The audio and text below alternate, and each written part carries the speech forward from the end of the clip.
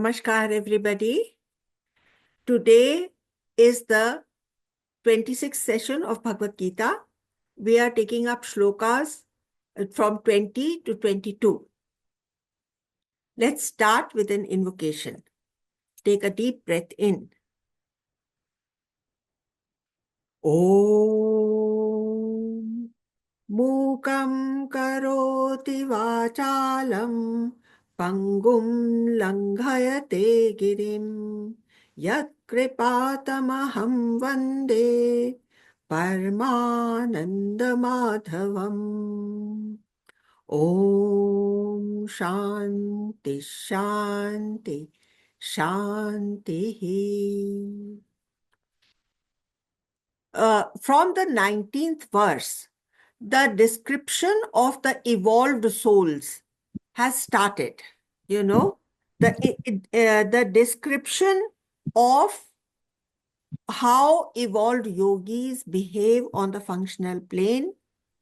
It starts from the 19th shloka and culminates in the 24th verse, which is a very beautiful and popular verse, which I was thinking we'll be able to cover today, but as it happens, we are doing only up to 22nd. So you'll have to wait another week for that one.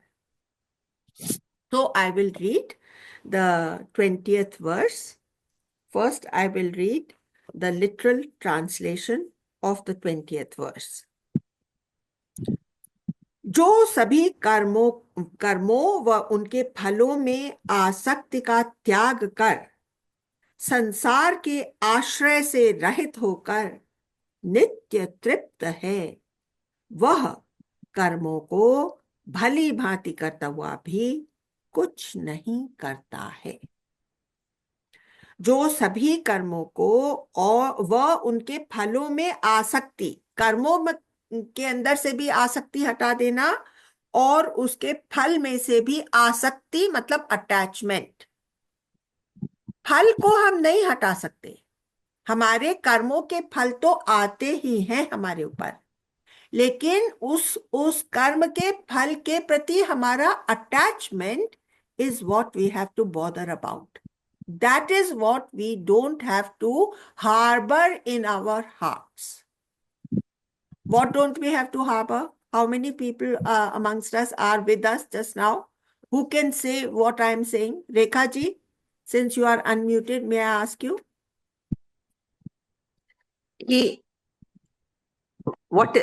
जो भी हम कर्म करते हैं उसके मतलब कर्म करने के बाद कोई फल की आशा नहीं करते। इसका मतलब ये नहीं है कि कर्म अच्छे से नहीं करेंगे और कर्म का फल तो मिलेगा ही मिलेगा, पर ये मिलना ही चाहिए वो नहीं आशा रखेंगे और उससे अटैच भी नहीं रहेंगे। अच्छा मिले बुरा मिले सब ठीक है, अच्छा मिले बुरा मिले सब ठीक है।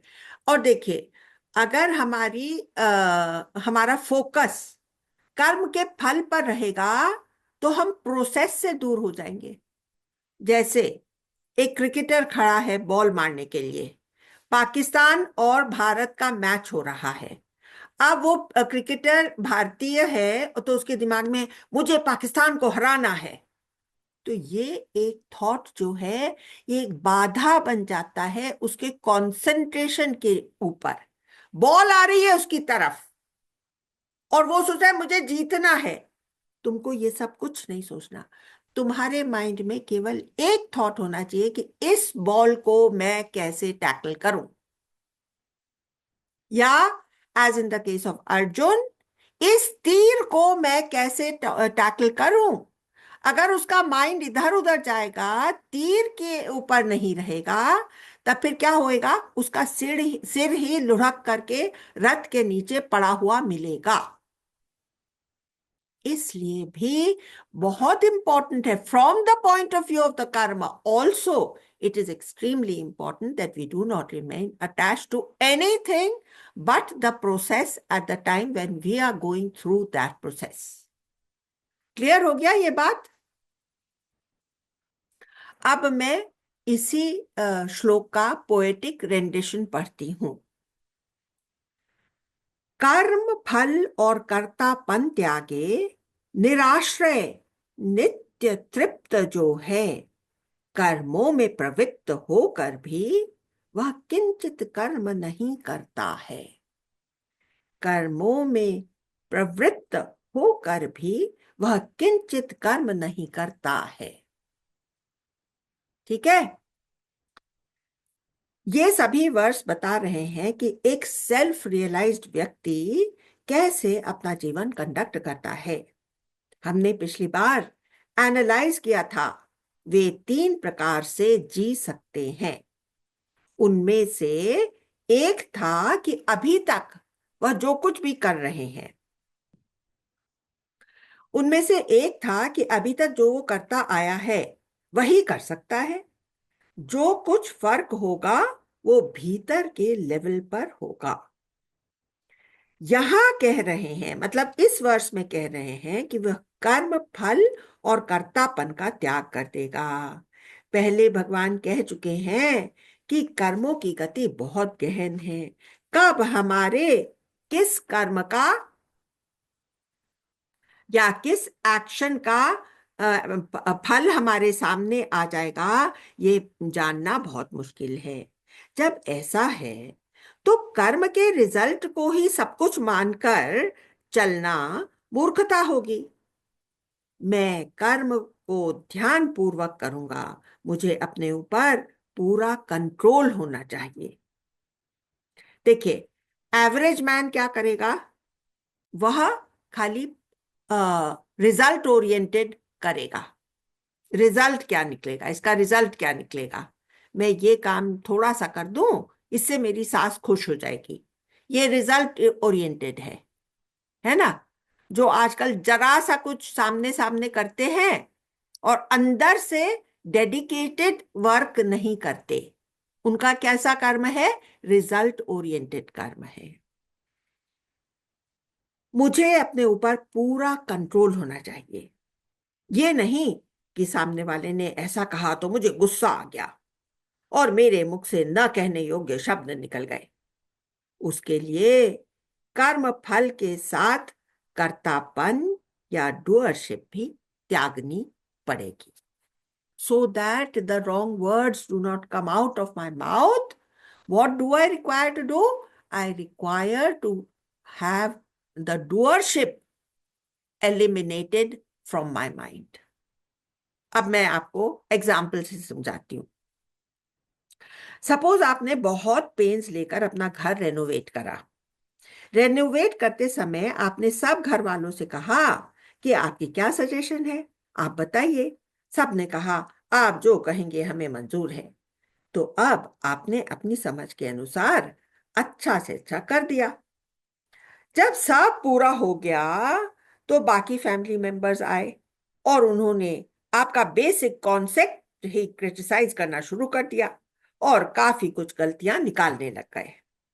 अब उस समय अगर आप में कर्तापन होगा तो आपको गुस्सा आ जाएगा, पर अगर कर्तापन न होगा तो आप उस क्रिटिसिज्म को पर्सनली नहीं लेंगे।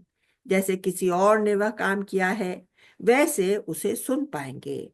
नहीं तो हम कहेंगे कि पहले सलाह क्यों नहीं दी, मुझे तो जैसा ठीक लगा वैसे मैंने किया, और फिर आप एक तरफ मुंह फुलाकर बैठ जाएंगे। नहीं तो अगर कर्तापन नहीं होगा तो आप कह सकेंगे कि आप जो चेंजेस करना चाहें आप करें, मुझे कोई फर्क नहीं पड़ता।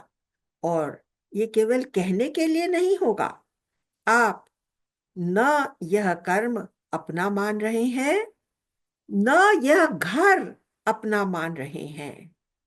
अब बहुत इंपॉर्टेंट बातें मैं बता रही हूं। आपको मालूम है कि आप अपने ही घर में मेहमान हैं। एक दिन यह चिड़िया रैन बसेरा छोड़कर उड़ जाएगी। ये चिड़िया अपना रैन बसेरा, घर क्या है? एक रात का ठिकाना है। रैन मतलब रात, बसेरा मतलब रुकना।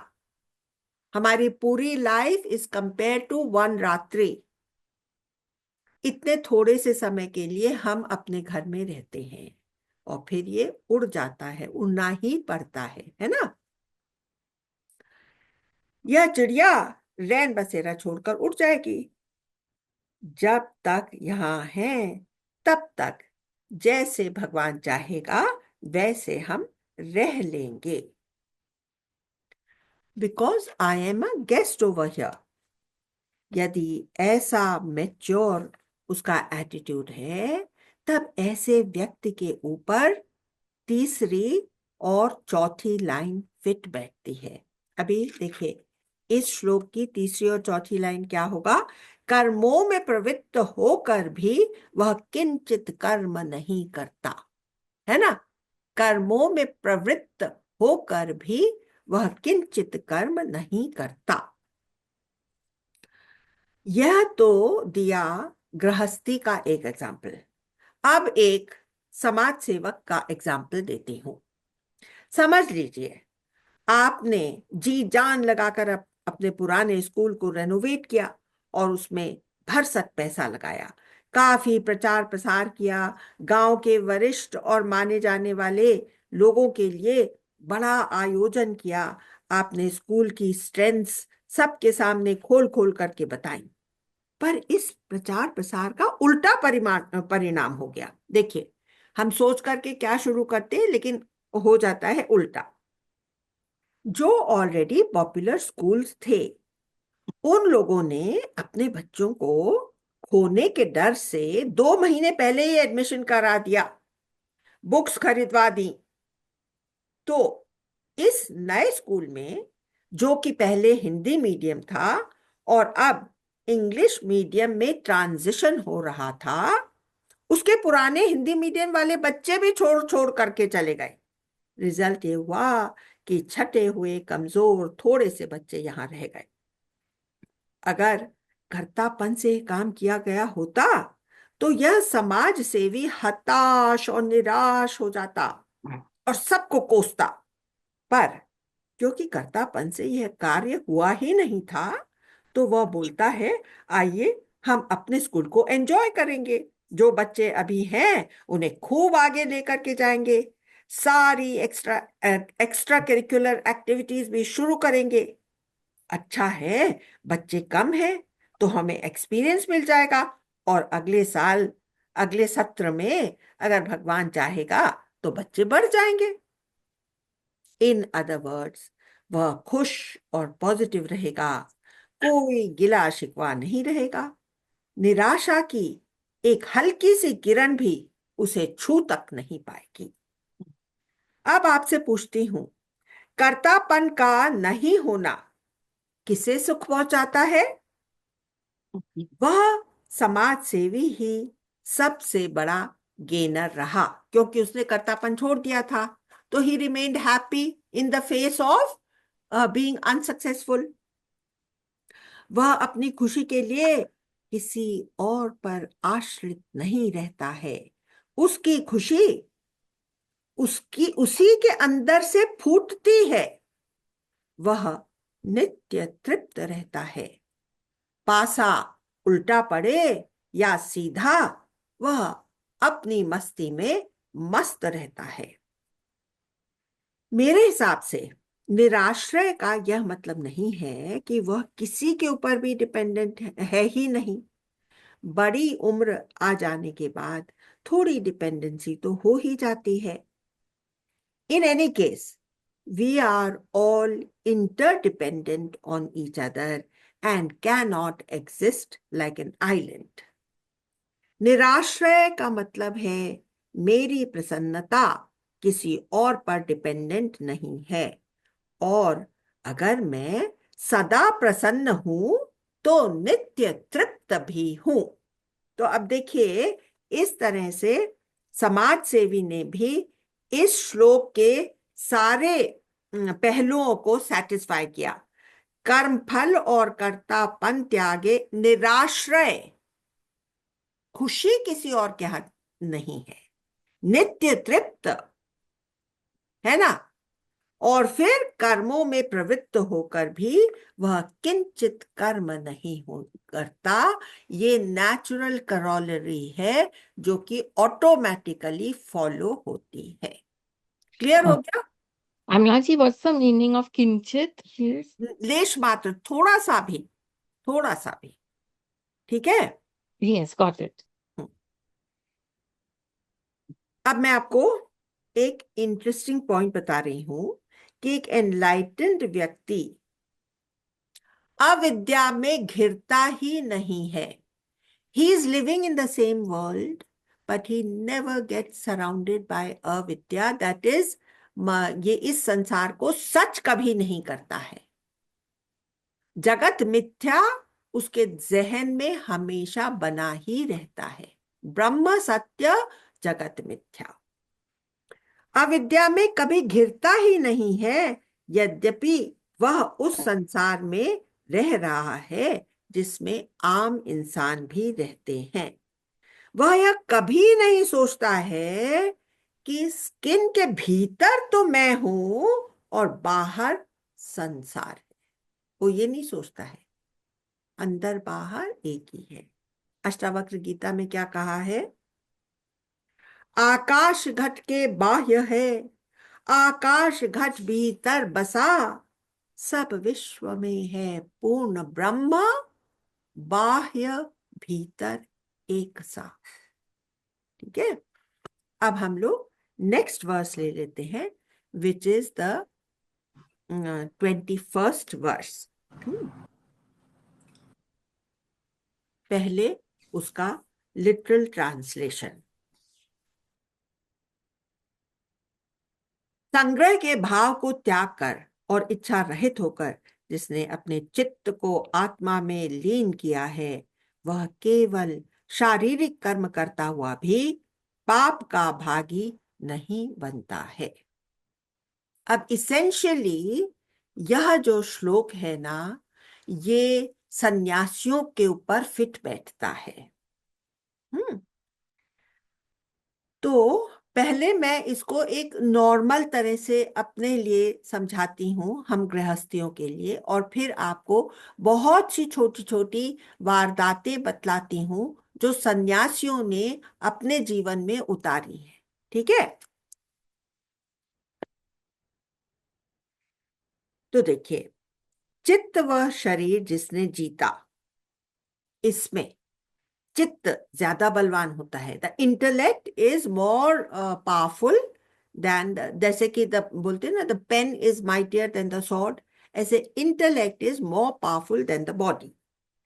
तो पहले इंटेलेक्चुअली अपने आप को कन्विंस करना होता है कि मुझे कौन सी गलत आदतें छोड़नी है और नए पॉजिटिव संस्कार अपनाने हैं. शरीर अभ्यास से नियंत्रण में आता है. That is only made perfect, the body is only made perfect bye practice. आपने देखा है जिमनास्ट कितनी प्रैक्टिस करते हैं and finally they achieve the impossible. उसको प्रैक्टिस करानी पड़ती है, उसको प्रैक्टिस में रखना है, जो प्रैक्टिस की वजह से वो एक्शन सेकंड नेचर बन जाए, उसके बारे में सोचना या एफर्ट करने की जरूरत नहीं पड़ेगी. तो अब एक और आपको पॉइंट बताती हूं. फिर स्पृहा मुक्त मतलब डिजायरलेस और free from being plagued by desires. ऐसा करने के लिए आप बताइए कि आपने कौन कौन से कदम उठाए हैं. हाँ, now see the next point here in this shloka is spriha mukta, desireless. Now all of you have to talk. I am not going to give you examples. You will tell me in what ways you have explained to yourself to become desireless. आपको याद है रामकृष्ण परमहंस के अंदर भी Dzire आया था. उनका मन हुआ था कि वो रेशमी कुर्ता पहने, वो बढ़िया अंगूठी, सोने की अंगूठी उनकी उंगली में हो, और उनके पास बढ़िया चप्पल हो जिससे कि उनके पैरों को राहत मिले. तो डिजायर आए. वो बहुत बड़े गुरु ऑलरेडी बन चुके थे, उन्होंने उसको दबाया नहीं. अपने अपने चेले चपाटों से कहा कि मेरे लिए एक सिल्क का कुर्ता लाओ, एक सोने की अंगूठी लाओ और एक जोड़ी चप्पल लाओ. फिर वो बैठे गंगा किनारे. फिर उन्होंने पहले सिल्क के कुर्ते को अपने घुटने के ऊपर रख करके इसको छुआ। अरे ये तो बड़ा अच्छा है, पर बहुत ही ज्यादा स्मूथ है, इसको पहन करके कितना मजा आएगा। फिर उन्होंने अपने आप को कुछ कुछ ज्ञान दिया। And the next thing that the devotee saw was that the kurta was flung in the hugli.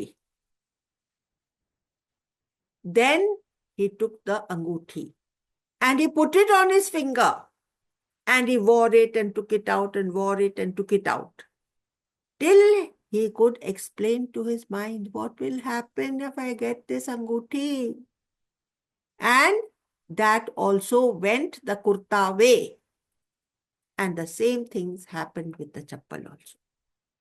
मैं जानना चाहती हूं कि आप लोगों ने अपने अपने डिजायर्स को किस तरह से समझाया है ऑन द इंटेलेक्चुअल लेवल, जो कि आप उनसे ऊपर उठ गए हैं। तो who will be the first one to start? Shashi ji, will you tell? Amla ji, हाँ, I would yes like to say रोजाना। something. हाँ, Yeah, because when I was teaching my daughter in the 8th or 7th standard and Buddha's thing was there, that हाँ, desire is the root of all evil, I mean, हाँ, of all sadness in this world, you know. हाँ, So at that time, I decided that hmm, just let me try it out, to drop certain things. Hmm, And I found it to be so true. In fact, it was a life-changing time moment for me at that time, to just drop. If I get, I get. If I don't get, also it is okay. it's fine, And yes, another thing is that ultimately, if at all something, I used to think of death.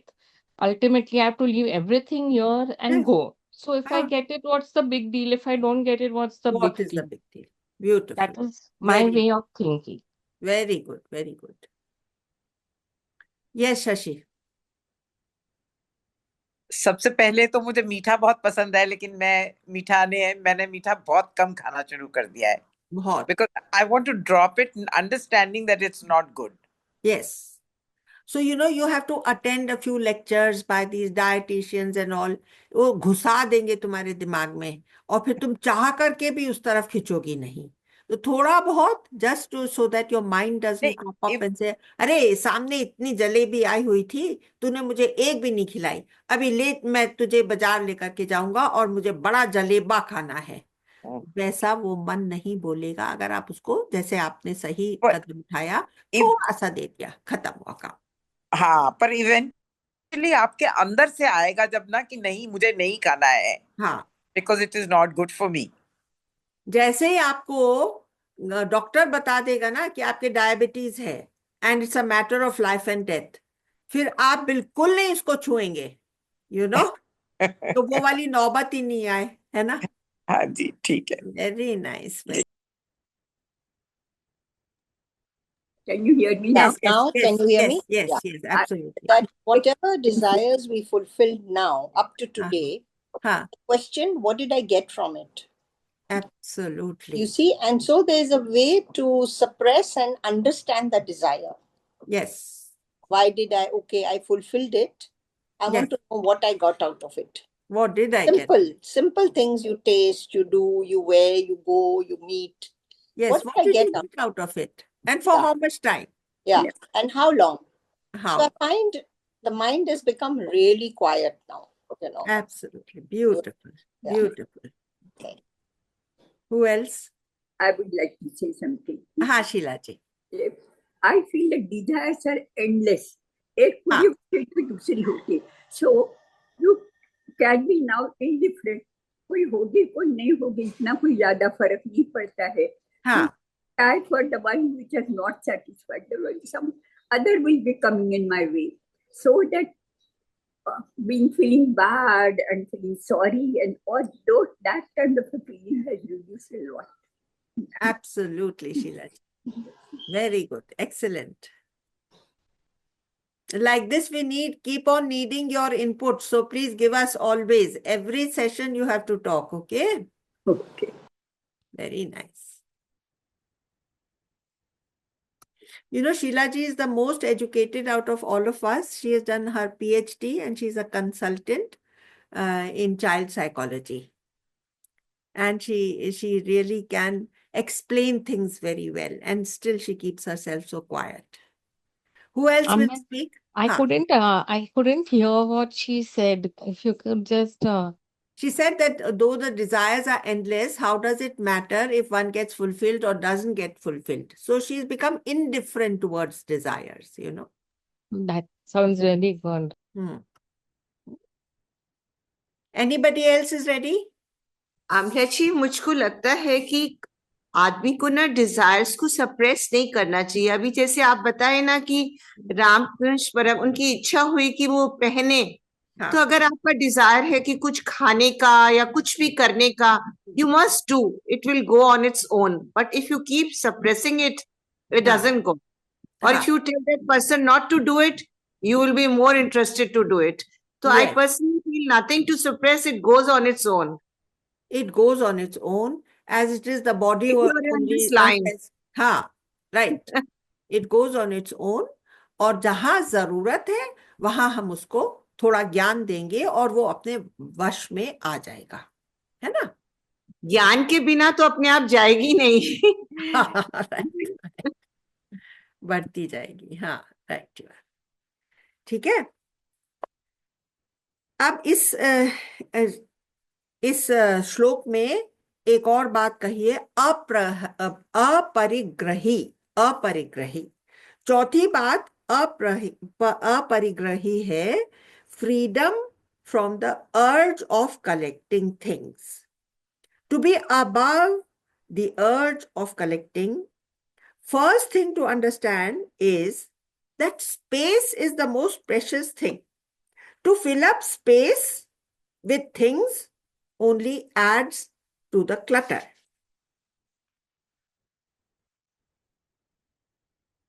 एक limited इंसान होने के नाते मुझे हर चीज से, ये सब क्यों शुरू होता है? Why do we start collecting? Why do we want to hoard? Why do we want to have more and more money?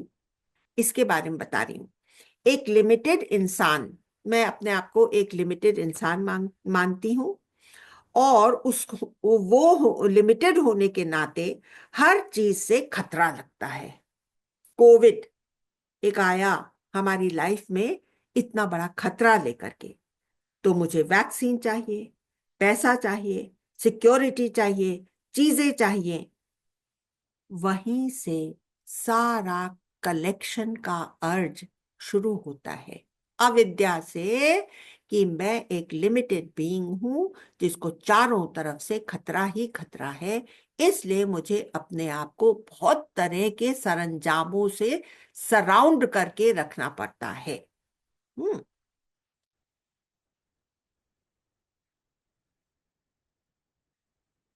अब मैं आपको I want to tell you about, a person's house to which I had gone, to whom I had gone.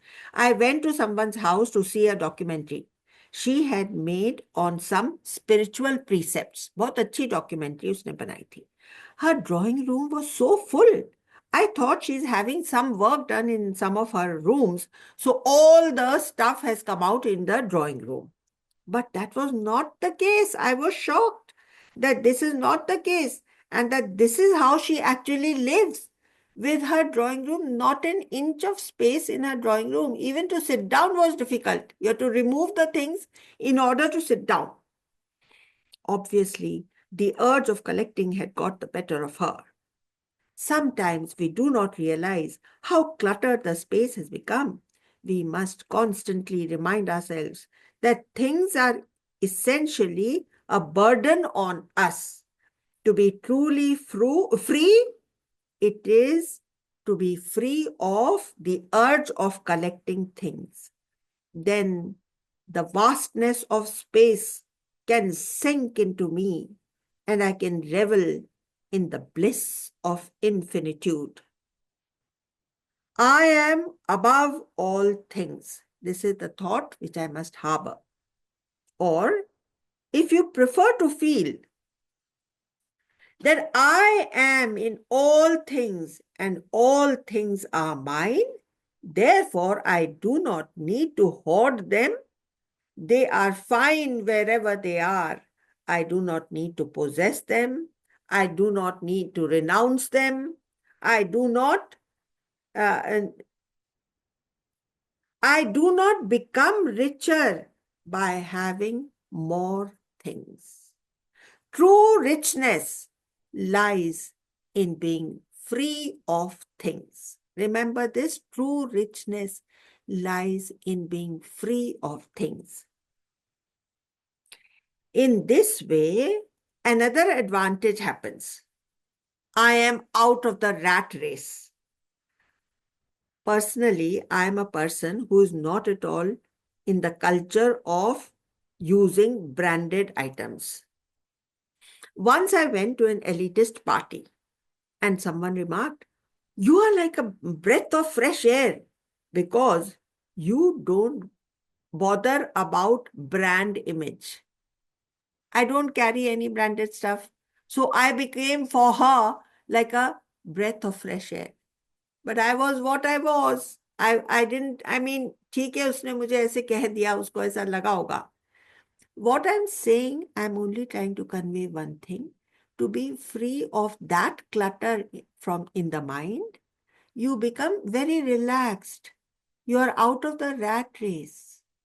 You know, you don't have to bother what the neighbor is doing, what the neighbor is wearing.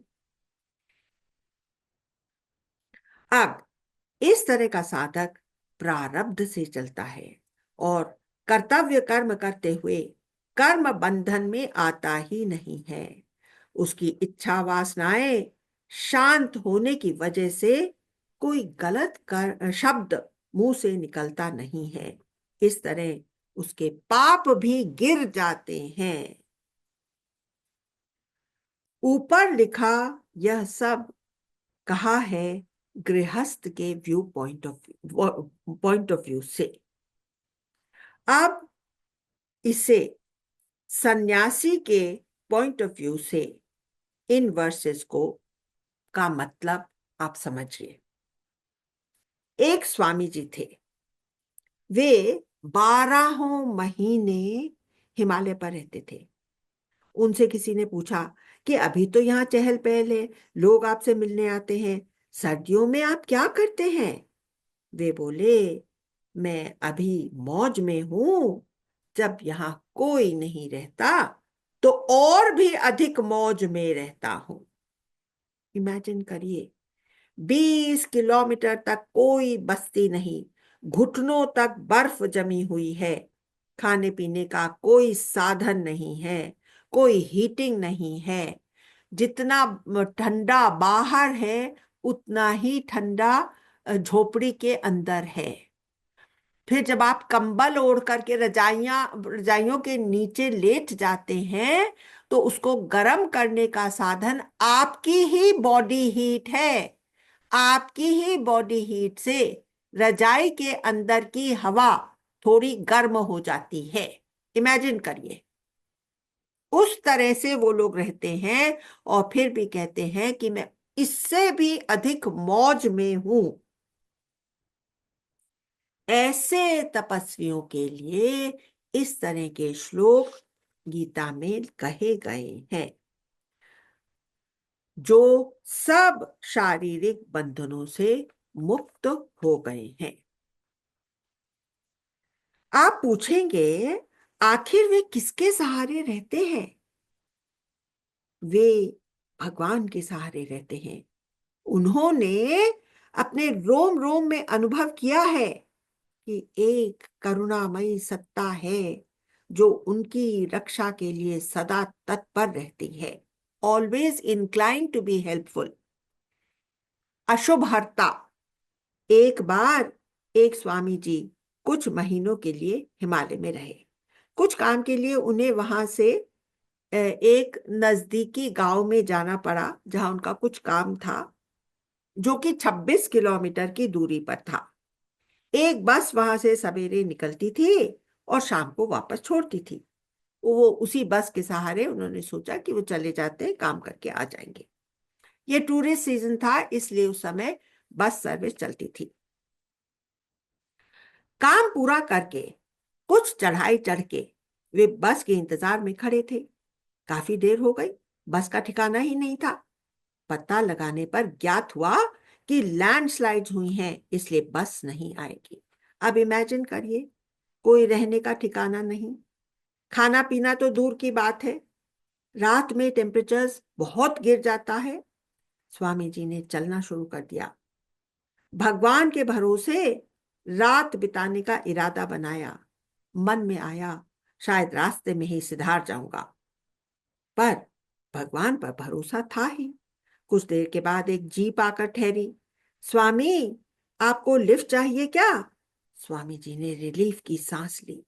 कहने का मतलब है कि वे जो इतनी ठंड में बियाबान बर्फीली पहाड़ियों पर, जहां भेड़िए और स्नो लेपर्ड्स घूमते रहते हैं, वहां रहना आसान नहीं है।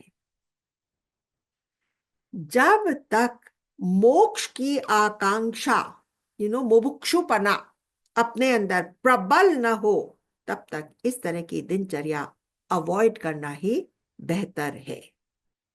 ठीक है। 21 श्लोक, जैसा कि मैं पहले कह चुकी हूं, सन्यासियों के बारे में ही है। जो हिम्मत वाले योगी इस तरह का जीवन चूज करते हैं, वे शास्त्रों का प्रमाण बनते हैं। यह भी संभव हो सकता है। यह तो कड़ाके की सर्दी की बात। यह तो हुई कड़ाके की सर्दी की बात। अब एक एग्जाम्पल झुलसती गर्मी का भी देती हूँ। रामकृष्ण मिशन में कलकत्ते की गर्मी के दिनों में रामकृष्ण मंदिर में भोग के लिए एक बहुत ही स्वादिष्ट शरबत बनाया जाता है, और हर स्वामी को पूरी गर्मी में सिर्फ एक बार वह प्रसाद रूप में मिलता है। उस दिन स्वामी तुरानंद जी के पास शरबत लेकर सेवक पहुंचा। स्वामी जी ने एक बूंद लिया, एक घूंट लिया और फिर कहा, ले जाओ। सेवक ने पूछा, क्या बात है स्वामी जी, अच्छा नहीं बना है क्या? अच्छा है, इसीलिए, तुरानंद जी ने उत्तर दिया। इतना अपनी इंद्रियों को वश में करने की जरूरत है। आजकल गुरुदेव हमको बहुत छूट देते हैं, किसी तरह का तप नहीं करवाते। गृहस्थ में रहते हुए हम कैसे कर्म से अनअटैच्ड हो सकते हैं, यह ही लक्ष्य रखें। कर्म का फल तो ऑटोमेटिकली आएगा ही, अच्छा या बुरा स्वीकार करना ही होगा। उसे अनकंडीशनली एक्सेप्ट करें और प्रसन्नचित्त रहें। मैं आपको एक बात शेयर करना चाहती हूं जो गीता के विषय में है। गीता में आत्मा शब्द का प्रयोग अपना आप की तरह से किया गया है। हम कभी अपनी बॉडी को अपना आप बोलते हैं। इसी तरह संस्कृत में आत्मा, जिसको इंग्लिश में सेल्फ कह सकते हैं, वह गीता में भी बहुत तरह से इस्तेमाल हुआ है। जैसे कि my food body self, my food body self, इसके लिए भी आत्मा शब्द। माय एनर्जी बॉडी सेल्फ, प्राणमय, वो भी मेरा सेल्फ है, आत्मा। या मेंटल बॉडी सेल्फ, मुझे अपने आत्मा को आत्मा से, तो अपने मन को अपनी आत्मा से वश में करना है ना, या मेंटल बॉडी सेल्फ, और परम आत्मा की तरह प्रयोग में लाया गया है। समझ गए आप लोग कि ये जो है, ये बड़ी एक अच्छी पॉइंट मुझे लगी थी। During the my preparation I had come upon this point and therefore I had noted it down to share it with you all. अब मैं आप लोगों के लिए 22 श्लोक पढ़ती हूं। पहले उसका लिटरल ट्रांसलेशन। जो स्वतः प्राप्त हुए लाभ से संतुष्ट है, द्वंद्वों से परे है, ईर्षा रहित है और सिद्धि व असिद्धि में सम है, वह कर्म करता हुआ भी उससे नहीं बंधता है। अब आप मुझे बताइए, ये वाला श्लोक किसके लिए है? ये गृहस्थों के लिए या उन सन्यासियों के लिए जो हर समय कर्म में रत रहते हैं, जैसे कि हमारे गुरुदेव हैं, उनको एक सेकंड भी फुर्सत नहीं रहती, या विवेकानंद थे, है ना। तो ये लोग कर्म करते हुए भी कर्मों से बंधते नहीं हैं। या तो इस तरह के सन्यासी जो हर समय कर्म में लगे हुए हैं, और या गृहस्थों के लिए ये श्लोक है। तो स्वतः लाभ से संतुष्ट जो है, प्रारब्ध के कर्म से जो भी लाभ उसके हमको मिलते हैं, उसमें जो संतुष्ट है। जैसे एक गृहस्थ है, वो अपना काम कर रहा है और सडनली उसको कुछ लाभ हो जाता है, तो वो उससे संतुष्ट हो जाता है। द्वंद्व, द्वंद्व मतलब द पेयर्स ऑफ ऑपोजिट, सर्दी गर्मी सुख दुख, और ईर्ष्या रहित, कोई मुझसे आगे बढ़ गया है एज अ गृहस्थी, my neighbour has gone far far ahead of me, तो भी मैं ईर्ष्या रहित रहूं। सिद्धि असिद्धि में सम जो है, सफलता और असफलता में सम जो है, कर्म करके भी नहीं बंधता है। मतलब इसी लाइफ में उसको फील हो जाता है कि कर्म के बंधन अब मुझे बांध नहीं रहे, क्योंकि वो उसके फल से ऊपर उठ गया है। प्रारब्ध से जो फायदा मिल जाता है, उसमें उन्हें पूर्ण संतोष अनुभव होता है, क्योंकि उनके कोई डिजायर्स रहे ही नहीं है। अब मैं आपको एक कहानी बताती हूँ, कहानी नहीं है, एक रियल इंसिडेंट हुआ था।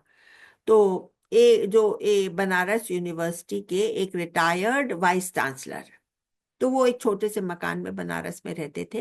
वो बहुत अच्छे ज्योतिषी थे। तो उनसे कुछ पढ़वाने कुछ दिखवाने एक कपल वहां पर गया।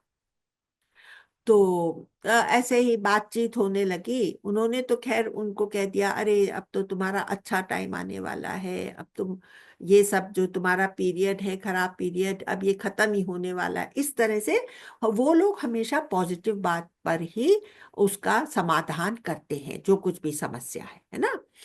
तो कहने लगे कि ये देखिए, मेरे लिए तो सब कुछ मुझे मिला हुआ है। अब वो एक बहुत ही छोटे से ऑर्डिनरी घर में रह रहे हैं, और उनके घर के सामने एक छोटा सा मैदान है, जिसमें खूबसूरत पेड़ हो रहा है, जो अपनी हरियाली से जैसे कि फूटी पड़ रही है, उसमें से हरियाली और शेड और जो कुछ भी एक पेड़ देता है, वो पूरा का पूरा उनको मिल रहा है। वो उनके घर के सामने ही वो पेड़ है। अब देखिए, मेरे घर के सामने कितना सुंदर ये पेड़ है, और अब तो मेरे घर में एक इंग्लिश टॉयलेट भी लग गया है। अरे अरे, मैंने तो आपसे खाने का पूछा ही नहीं। ठीक है, मैं जल्दी से पूरी और सब्जी बनवा देता हूँ। अब उनके दिमाग में उससे बेहतर और खाना ही क्या हो सकता है। पूरी और सब्जी मेरी थाली में रखी है, सामने मेरे एक इतना सुंदर पेड़ है, जिसकी हरी हरी छांव और आंखों को तृप्त करने वाली एक बहुत ही खूबसूरत हमेशा एटमॉस्फेयर उस पेड़ की वजह से बना रहता है। और बाथरूम है, और वो भी इंग्लिश स्टाइल है। इससे ज्यादा एक आदमी को चाहिए ही क्या। आप सोचिए, कितना सुंदर, कितना सीधा और सरल उन्होंने अपना जीवन रखा है, क्योंकि वो डिजायर्स के ऊपर उठ गए हैं। ऐसा आदमी आपको लगता है रैट रेस में है? ऐसा आदमी किसी भी चीज से घबराएगा? इस तरह से हम अपना जीवन जी उस इस तरफ हम बढ़ सकते हैं अपने जीवन में भी।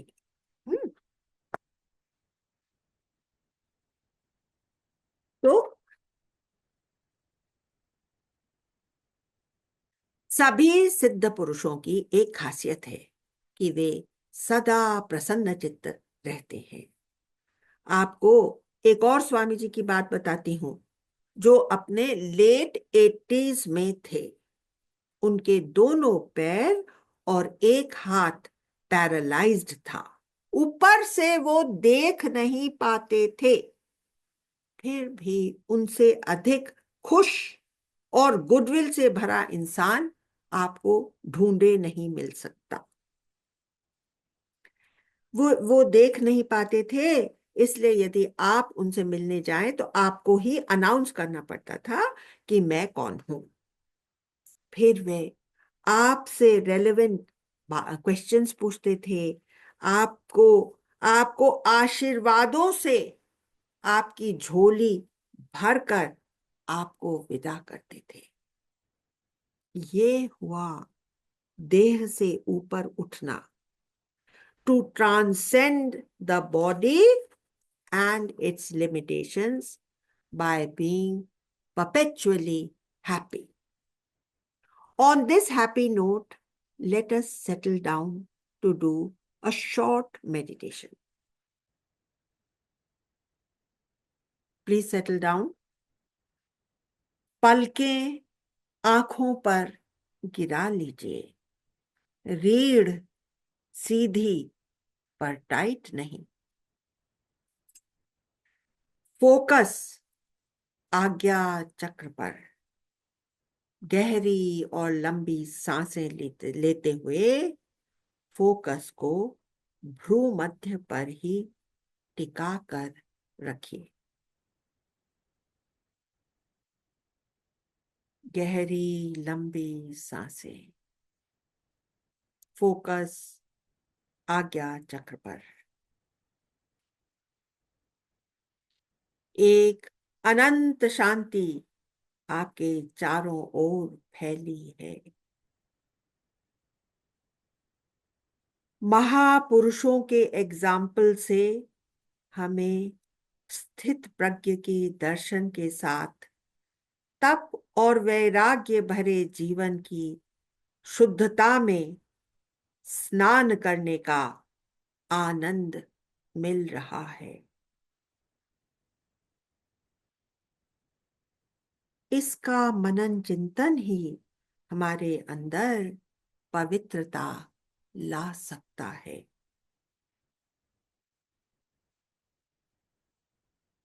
संकल्प उठता है, मैं अपना जीवन गीता के अध्ययन से भर लूं, गीता के बताए मार्ग पर आगे बढ़ती रहूं। गीत ऐसा लिखूं मुस्कुराती रहूं, मीत अपने से हरदम जुड़ी ही रहूं। गीत ऐसा लिखूं वैराग्य वरूं, मुक्ति की राहों पर चलती रहूं। गीत ऐसा लिखूं ओम जपती रहूं, अजपे जाप में मैं मिटती रहूं। गीत ऐसा लिखूं गुनगुनाती रहूं, गुरु के ज्ञान में गुम होती रहूं। गीत ऐसा लिखूं खुशियां बांट दूं, फूलों को हरदम खिलाती रहूं। गीत ऐसा लिखूं जैसे गीता पढ़ूं, ज्ञान गीता का जग में जगाती रहूं।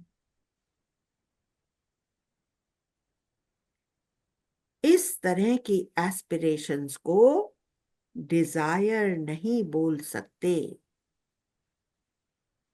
ये वो आकांक्षा है जो सब डिजायर्स को समाप्त कर देती है। जैसे मिठाई एसिडिटी देती है, पर मिश्री का शरबत पीने से एसिडिटी का नाश हो जाता है। खड़े रहो इधर। May we all be filled with the aspiration of realizing the self within and make this very life useful. May we become immersed in this bhav.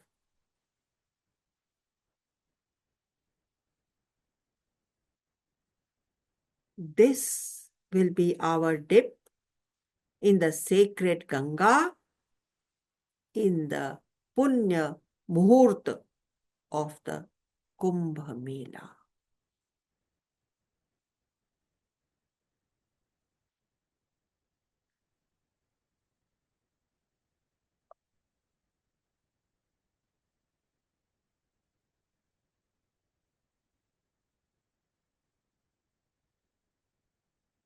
Now, as is our usual practice, we will do some sharing, and all those who have not expressed their point of view up to now, please, I invite you to say something at this juncture. Madhujit ji, can you do? Can you unmute yourself, please? Yes, मुझे तो ये गीत ऐसा लिखूं बहुत ही सुंदर लगा, और अब मैं इसको दोबारा दोबारा सुनूंगी अभी। बहुत The Yes, saints have to do so much self-control. Even the Sharpat and all yes, together. I tell you, it was quite an eye-opener. How they make themselves so drid. Nothing shakes them after that. एक स्वामी जी थे, तो एक नया devotee आया वहां पर, तो वो बोलने, उसने कुछ और लोगों को इन बड़े वाले स्वामी जी के बारे में कुछ नेगेटिव चीजें कहते हुए उसने सुना, तो वो बहुत भौचक रह गया और वो भागा भागा इन स्वामी जी के पास आया। आपको मालूम है वो लोग क्या कह रहे हैं आपके बारे में? स्वामी जी ने क्या कहा? उन्होंने कहा वो जो कुछ कह रहे हैं सब सच है, मैं उसे सुनना भी नहीं चाहता।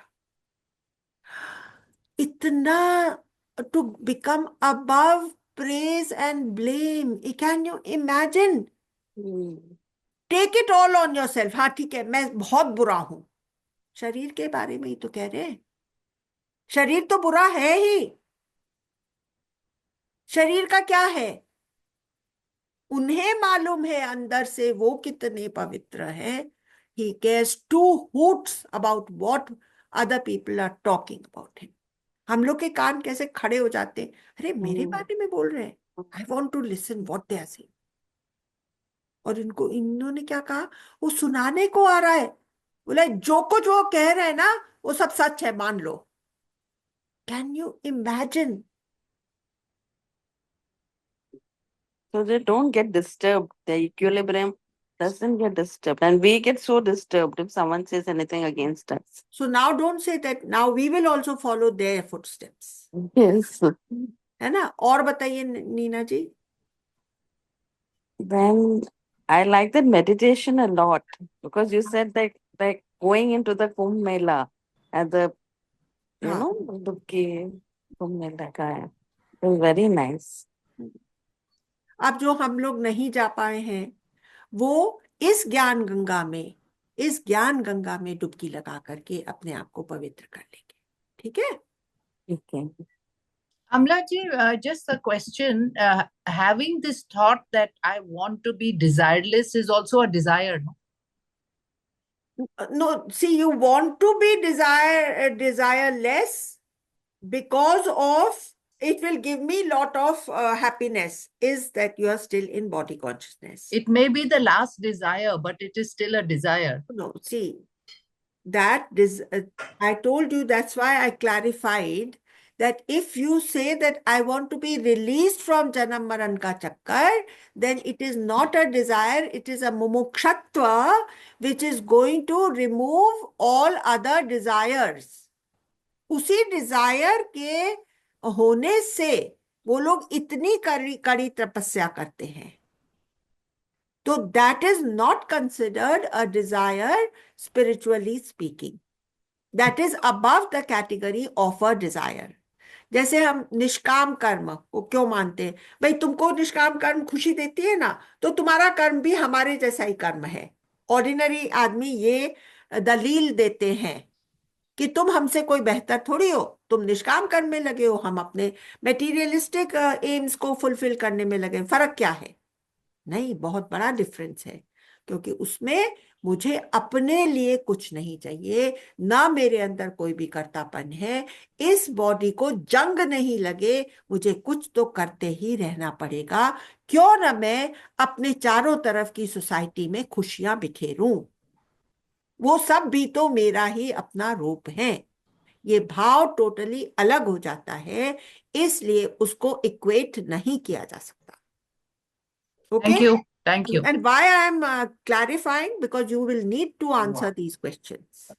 That's why I am telling you repeatedly that is not a desire.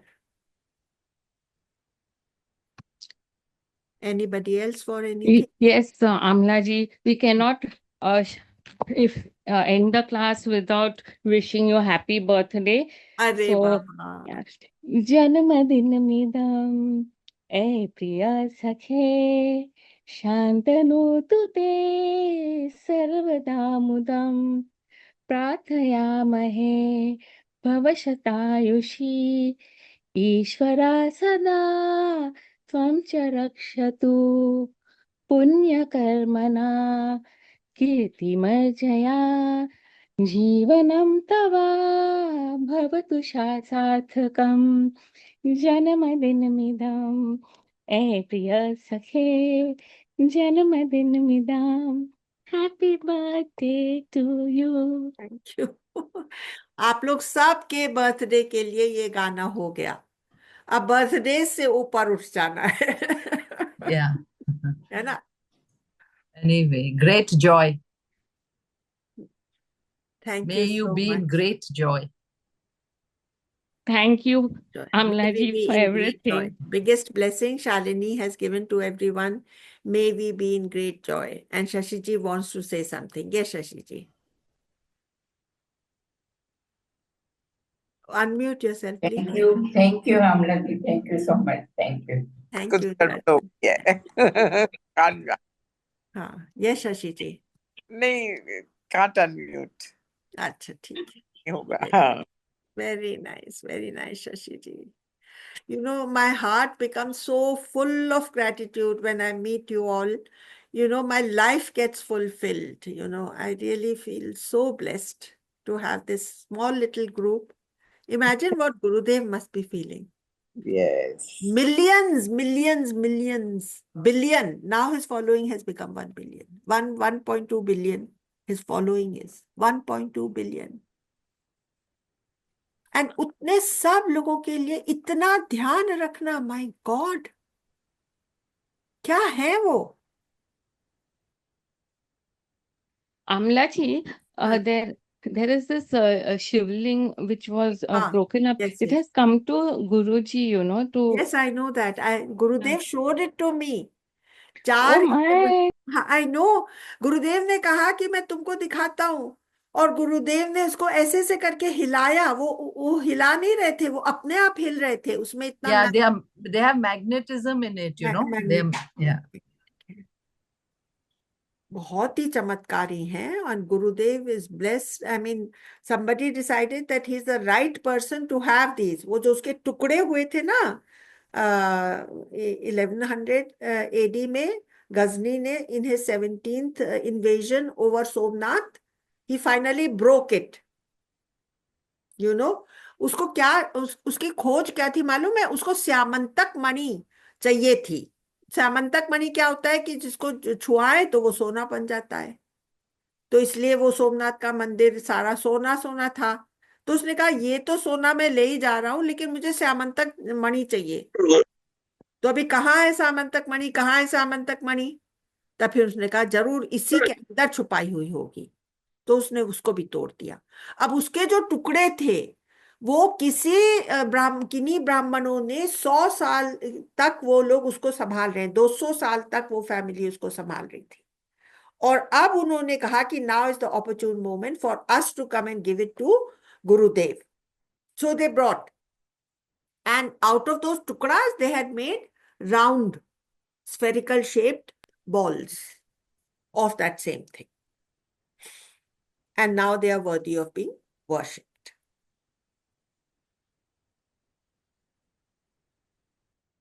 Okay, with these words then I take your leave. Thank you, Amla ji. Thank you so much. Thank you. Happy birthday.